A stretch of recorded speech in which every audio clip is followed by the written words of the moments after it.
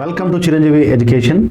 So మార్చిలో భాగంగా current affairs గమనించినట్లయితే మరి మనకున్న ముఖ్యమైన టాపిక్స్ కానీ చూసినట్లయితే మనకి ఇక్కడ వాణిజ్య యుద్ధాల్లోనూ పటిష్టంగా మన ఆర్థిక వ్యవస్థ అని చెప్పేసి ఆర్బీఐ ఒక బులెటిన్ విడుదల చేసింది. సుదూర పాలపుంతలో ఆక్సిజన్ ఉన్నట్టుగా గుర్తించింది. యుఎస్ఓసిఐ ఇండియా చాప్టర్ ప్రారంభం. తర్వాత భారతీయ చిత్రకళలో ఒక ఖరీదైన కళాఖండంగా ఒక పెయింటింగ్ సేల్ అయిందనమాట. హిందీ రచయిత వినోద్ శుక్లాకు జ్ఞాన్పీఠ అవార్డు రావడం జరిగింది. ఇల్నెస్ టు వెల్నెస్ సదస్సు ఢిల్లీలో సదస్సు జరుగుతుంది. తర్వాత ప్రారంభమైన ఐపీఎల్ 18 అనమాట. తర్వాత ఖేలో ఇండియా పారా క్రీడలో దీప్తి జివాంజకు మరి స్వర్ణం రావడం జరిగింది. ప్రపంచ జల దినోత్సవం మార్చి 22 అండ్ అంతర్జాతీయ ఆట దినోత్సవం మార్చి 21. సో ఇవి ఈరోజు సంబంధించిన మనం డిస్కషన్ చేసే అంశాలు.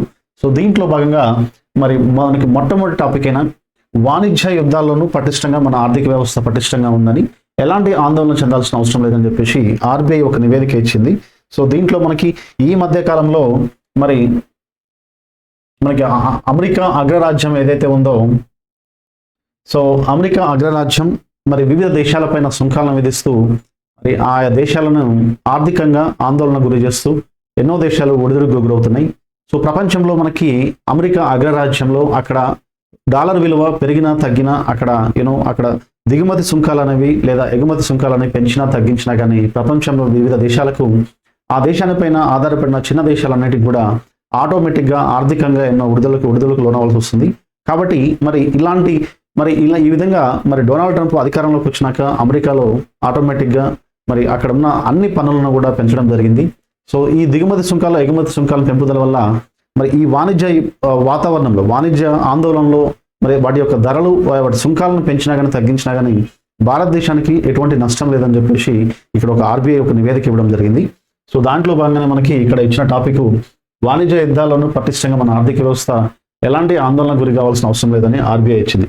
బలమైన ద్రవ్య విధానాలు, పరపతి విధానాలు మరియు డిజిటలీకరణ చర్యల వల్ల దీర్ఘకాలంలో ఆర్థిక వృద్ధికి బలమైన పునాది ఉందని చెప్పేసి ఇక్కడ రిజర్వ్ బ్యాంక్ ఆఫ్ ఇండియా మరి ఒక బులెటిన్ను ఇవ్వడం జరిగింది. ఓకే, మన దేశ స్థూల ఆర్థిక మూలాలు బలంగా ఉన్నాయని, దేశీయ గిరాకీ, స్థిరమైన పెట్టుబడులు, మౌలిక అభివృద్ధి, పెరుగుతున్న ప్రభుత్వ వ్యయాలన్నీ వృద్ధికి మరి డెవలప్మెంట్కి అనుకూలంగా ఉన్నాయని చెప్పేసి, అమెరికా టారిఫ్ ప్రభావం, సమయం తీవ్రతపై అనిశ్చితి కారణంగా అంతర్జాతీయ ఆర్థిక వ్యవస్థ పరీక్షకు గురికానుందని స్టేట్ ఆఫ్ ది ఎకానమీ అనే వ్యాసంలో ఆర్బీఐ పేర్కొనడం జరిగిందనమాట.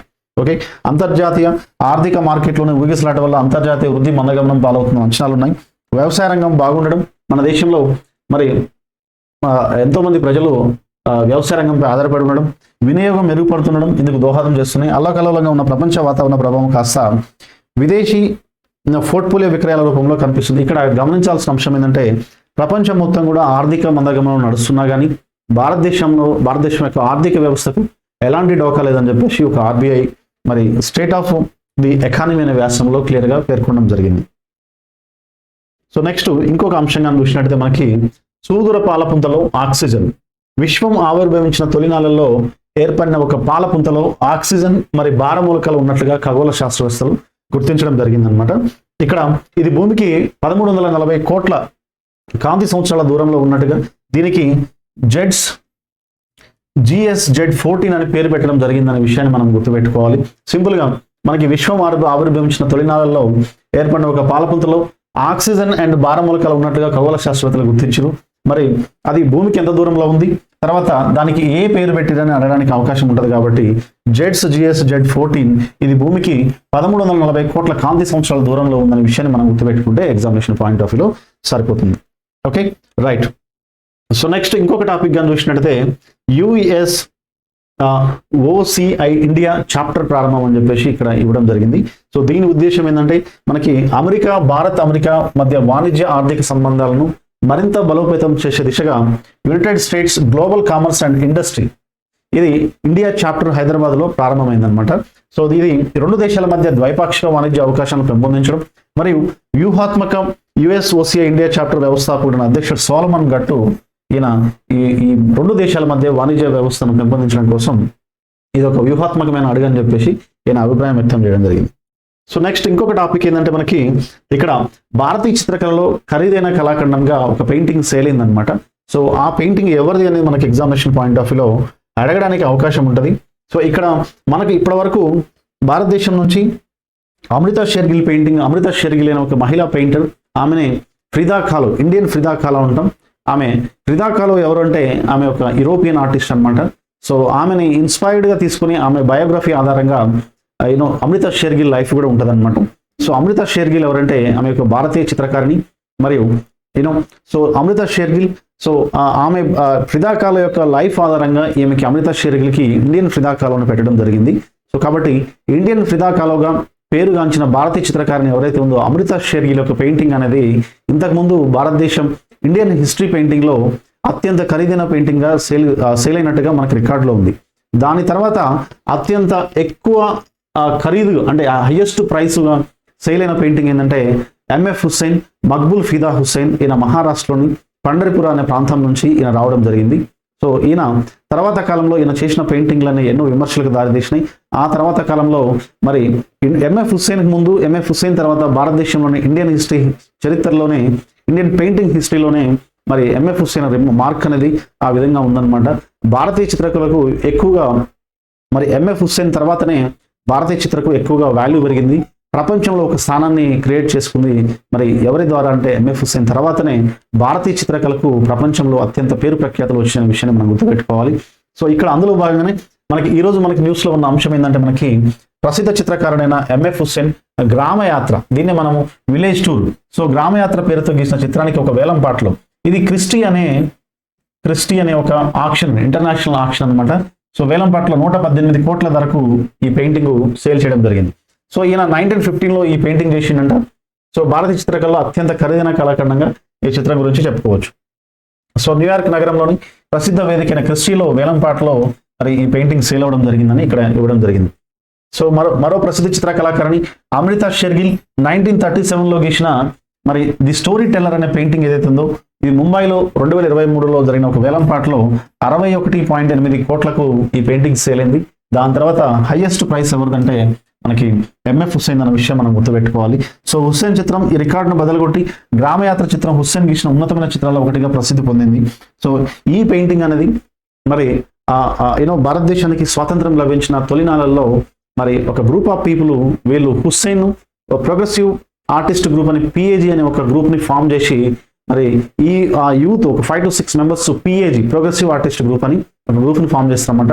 వీళ్ళందరూ కలిసి మరి ప్రపంచంలోని నేషనలిస్టిక్ థాట్స్ తోటి, అప్పుడే భారతదేశానికి స్వతంత్రం లభించిన తర్వాత మరి ఈ స్వాతంత్రం సంబంధించిన అంశాలు అన్ని కూడా వాళ్ళ మైండ్లో ఉంచుకొని ఈ నేషనలిస్టిక్ థాట్స్ని ప్రపంచ దేశాలన్నిటికీ, యూరోప్లోని అన్ని గ్యాలరీలు, ప్రపంచంలోని గ్యాలరీలు అన్నింటిలో కూడా వాళ్ళ యొక్క పెయింటింగ్ ప్రదర్శన ద్వారా భారతదేశం యొక్క సాంప్రదాయాన్ని తెలియజేయడం జరిగింది. ఓకే రైట్, ఇది దీనికి సంబంధించిన అంశం. మనకి నెక్స్ట్ ఇంకొక అంశాన్ని చూసినట్టయితే మనకి హిందీ రచయిత వినోద్ శుక్లాకు జ్ఞాన్పీఠ్ అవార్డు రావడం జరిగిందనే విషయాన్ని మనం చూసుకోవాలి. హిందీ రచయిత ఎవరైతే ఉన్నారో Vinod Shukla he got a Jnanpith award అనమాట. హిందీ రచయిత వినోద్ శుక్లాకు దేశ అత్యున్నత సాహితీ పురస్కారం జ్ఞాన్పీఠ్ వరించింది. సో మరి 2024కు సంబంధించి ప్రఖ్యాత రచయిత్రి ప్రతిభా రే నేతృత్వంలోని జ్ఞాన్పీఠ్కు ఎంపిక కమిటీ మార్చి 22న మరి ఈ మేరకు ప్రకటన విడుదల చేయడం జరిగింది. రైట్, సో దీంట్లో భాగంగా మనము చూసినట్టయితే ఇక్కడ ఇంపార్టెంట్ అంశాలు వినోద్ శుక్లకు సంబంధించిన ఏమైనా ఆర్టికల్స్ కానీ నవల్స్ కానీ ఏమైనా ఉన్నాయో చూసినట్టు మనకి ఎగ్జామినేషన్ పాయింట్ ఆఫ్ వ్యూలో ఆయన రచనలో సరళత సున్నితత్వానికి ప్రతీకలో ఆయన తొలి కవిత లగ్జబ్ హింద్ 1917లో ప్రచురితమైంది. 1992లో దీవార్ మే ఏక్ కిడికీ రహతీ ఓ నవలకు ఆయన సాహిత్య అకాడమీ పురస్కారం రావడం జరిగింది. ఓకే, నెక్స్ట్ నౌకర్ కి కమీజ్ కిలేగా తో చెక్కెంగే నవలలు, ఈ రెండు ఫేమస్ అంట, ప్రాచుర్యం పొందినాయంట. సో ఈ జ్ఞాన్పీఠ పురస్కారం కింద 11 లక్షల నగదు సరస్వతీదేవి కాంస్య ప్రతిమ ప్రశంసా పత్రాన్ని అందజేయడం జరుగుతుంది. సో మరి వినోద్ శుక్లా గారు ఈయన భారతదేశంలో ఏ రాష్ట్రానికి చెందిన వ్యక్తి అనేది మనకి ఎగ్జామినేషన్ పాయింట్ ఆఫ్ వ్యూలో గుర్తుపెట్టుకోవడం అవసరం.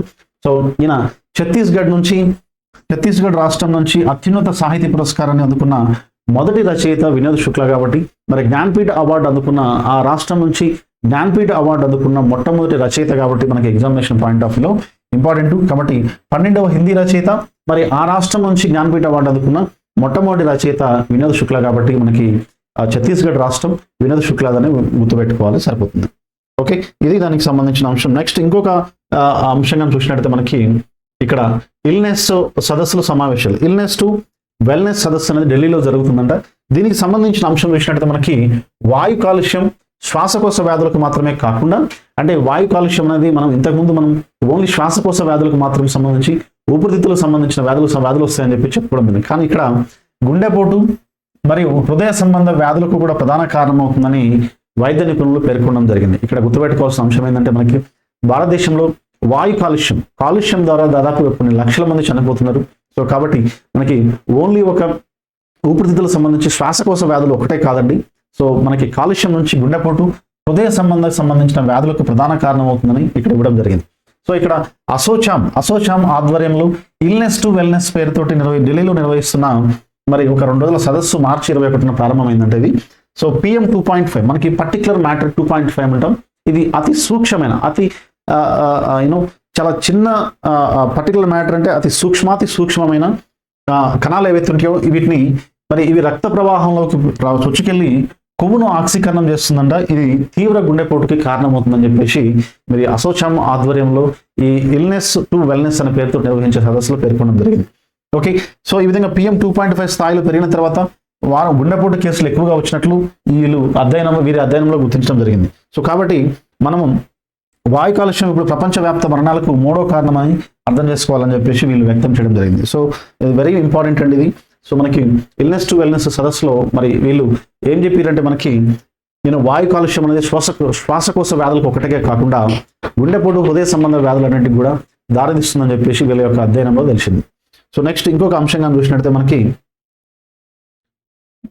IPL ప్రారంభమైందని ఇవ్వడం జరిగింది. IPL 18 అనమాట. ఓకే, తనకి 400వ T20 మ్యాచ్ ఆడిన కోహ్లీ. సో IPL మార్చి 22న కోల్కతాలో ఈడెన్ గార్డెన్స్ లో ఇది ప్రారంభమైంది. రాయల్ ఛాలెంజర్స్ బెంగళూరు శుభారంభం చేసింది. సో ఇక్కడ సింపుల్ గా IPL అనేది మనకి 18వ ఎడిషన్ అనమాట ఇది. సో ఇందులో మనకి 400వ T20 మ్యాచ్ ఆడిన కోహ్లీ. ఓకే, అది గుర్తుపెట్టుకుంటే సరిపోతుంది. నెక్స్ట్ ఇక్కడ ఇంకొక అంశం ఏంటంటే ఖేలో ఇండియా పారా క్రీడలో దీప్తి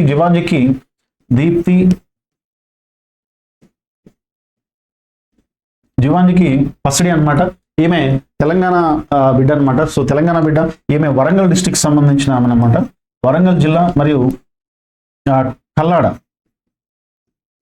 అనే గ్రామం అనమాట. సో ఈ గ్రామం గుర్తుపెట్టుకోండి, వరంగల్ డిస్టిక్ కల్లాడ అనే గ్రామం. దీప్తి జివాంజికి మరి ఖేలో ఇండియా పారా క్రీడల్లో స్వర్ణం రావడం జరిగింది. ఢిల్లీలో జరుగుతున్న ఖేలో ఇండియా పారా క్రీడలో తెలంగాణ అమ్మాయి అయిన జివాంజి దీప్తికి మనకి 400 మీటర్లో ఈమెకి పసిడి రావడం, 400 మీటర్ల పరుగు పందెంలో 400 మీటర్ల పరుగులో ఈమెకి స్వర్ణంతో మెరిసింది. మరోవైపు కంకప్ప కూడా సత్తా చాటాడు. పురుషుల లాంగ్ జంప్ కాంస్యాన్ని సొంతం చేసుకున్నాడు కంకప్ప. 5.3 మీటర్ల దూరం దూకి ఈయన 3వ స్థానంలో నిలిచిండని చెప్పేసి లాంగ్ జంప్ లో కంకప్పకు కూడా ఈయన 5.30 మీటర్లు లాంగ్ జంప్ లో దూకి ఈయన 3వ స్థానంలో నిలిచిండని చెప్పేసి ఇవ్వడం జరిగింది. ఓకే, సో నెక్స్ట్ ప్రపంచ జల దినోత్సవం మార్చి 22 అండి. సో ఇక్కడ ప్రతి సంవత్సరం కూడా మార్చి 22న మంచినీటి ప్రాముఖ్యతను మరి ఫ్యూచర్లో మనము ఏ విధంగా నీటి ఎద్దడిని ఎదుర్కొంటామనే అంశం పైన మరి మనకి యునెస్కో ఏం చేసిందంటే ప్రతి సంవత్సరము మార్చి 22న ప్రపంచ జల దినోత్సవంగా జరుపుకుంటున్నాం. దానిలో భాగంగా మరి ఈ అవేర్నెస్ క్రియేట్ చేయడానికి ఆటోమేటిక్గా మరి ప్రతి సంవత్సరం కూడా ప్రపంచ జల దినోత్సవానికి ఒక థీమ్ను యాడ్ చేయడం జరుగుతుంది. సో ఆ థీమ్ ఏంటంటే హిమానీ నద సంరక్షణ. హిమానీ నదులు ఏవైతే ఉన్నాయో హిమానీ నదులను సంరక్షించాలని చెప్పేసి దాని థీమ్ అనమాట. ఇది 2025 నాటి థీమ్ ఏంటిదని చెప్పేసి మనకి ఎగ్జామినేషన్లో అడగడం జరుగుతుంది. నెక్స్ట్ అంతర్జాతీయ అటవీ దినోత్సవం ఏదైతే ఉందో ఇది మార్చ్ 21. ఏటా ప్రతి సంవత్సరం కూడా మార్చి 21న అంతర్జాతీయ అటవీ దినోత్సవాన్ని జరుపుకుంటారు. సో దీని యొక్క థీమ్ ఏంటిదని చెప్పేసి మనకి ఎగ్జామినేషన్ పాయింట్ ఆఫ్ వ్యూ అడుగుతారు. సో అడవులు, ఫారెస్ట్ అండ్ ఫుడ్, అడవులు మరియు ఆహారం అనేది మరి 2025 నాటి అంతర్జాతీయ అటవీ దినోత్సవ నినాదం అడవులు మరియు ఆహారం అనమాట. సో ఇది 2012 నుంచి నవంబర్ 28న 2012 నుంచి 2012 నవంబర్ 28 నుంచి ఐక్యరాజ్య సమితి జనరల్ అసెంబ్లీ మార్చి 21న అంతర్జాతీయ అటవీ దినోత్సవం జరుపుకోవాలని అధికారికంగా ప్రకటించడం జరిగింది. సో ఇవి మనకి డే ప్రాముఖ్యత అనేది, దాని యొక్క థీమ్ అనేది గుర్తుపెట్టుకోవాలి. ఆ డే యొక్క ముఖ్య ఉద్దేశం మార్చి 22 మనకి ప్రపంచ జల దినోత్సవం, తర్వాత దాని యొక్క థీమ్ హిమానీ నది సంరక్షణ. ఓకే, ఆ సంవత్సరానికి థీమ్ అనమాట. నెక్స్ట్ ఇక్కడ కూడా మార్చి 21 అంతర్జాతీయ అటవీ దినోత్సవం మరియు దాని యొక్క థీమ్ ఏంటంటే 2025 నాటి థీమ్ అడవులు మరియు ఆహారం. ఇవి మనకి ఎగ్జామినేషన్ పాయింట్ ఆఫ్ వ్యూ అడుగుతాడు. సో కాబట్టి మరి నెక్స్ట్ మళ్ళీ వేరే టాపిక్స్ తోటి మళ్ళీ కలుద్దాం. So please subscribe our channel Chiranjeevi education. And అంతేకాకుండా మనకి క్లాస్ అయిపోయిన తర్వాత దీనికి సంబంధించిన పీడిఎఫ్ ఫైల్ని డిస్క్రిప్షన్లో యాడ్ చేస్తున్నాం. సో నీట్గా చాలా విజువలైజ్ చేసి వీటన్నిటిని కూడా మనము మరి నీట్గా చూడగానే అర్థం చేసుకునే విధంగా మంచి విజువల్స్ ద్వారా నీట్గా డిజైన్ చేసి దీన్ని అంటే ఎగ్జామినేషన్ పాయింట్ ఆఫ్ వ్యూలో ఎంతవరకు అవసరమో అంతే ఇన్ఫర్మేషన్ని కూలంకషంగా చర్చించి అందులో ఉన్న ఇంపార్టెంట్ అంశాలను మాత్రం తీసుకొని ఒక 3-4-5 papers government websites, state government and other international websites, తర్వాత ప్రభుత్వ సంస్థల యొక్క వెబ్సైట్స్, సెంట్రల్ గవర్నమెంట్ కానీ పిఐబి కానీ వీటిలో ఉన్న ముఖ్యమైన ఇన్ఫర్మేషన్స్ అన్నిటిని తీసుకొని మనం చాలా నీట్గా మరి చూడగానే స్టూడెంట్కి అర్థమయ్యే రీతిలో సెగ్రిగేషన్ చేసి పాయింట్ వైజ్గా మనము అందించడం జరుగుతుంది. సో కాబట్టి మరి దీన్ని మనం ఈ ఫైల్స్ని మీ ఫ్రెండ్స్ సర్కిల్లో కానీ లేదా మీ ఫ్యామిలీస్లో కానీ ఎవరైనా కరెంట్ కాంపిటేటివ్ ఎగ్జామ్స్ ప్రిపరేషన్ చేస్తున్నట్టయితే వాళ్ళందరికీ కూడా ఫార్వర్డ్ చేయండి. సో మరిన్ని టాపిక్స్ తోటి మళ్ళీ కలుద్దాం. So please subscribe our channel Chiranjeevi education, like and share. So thank you all.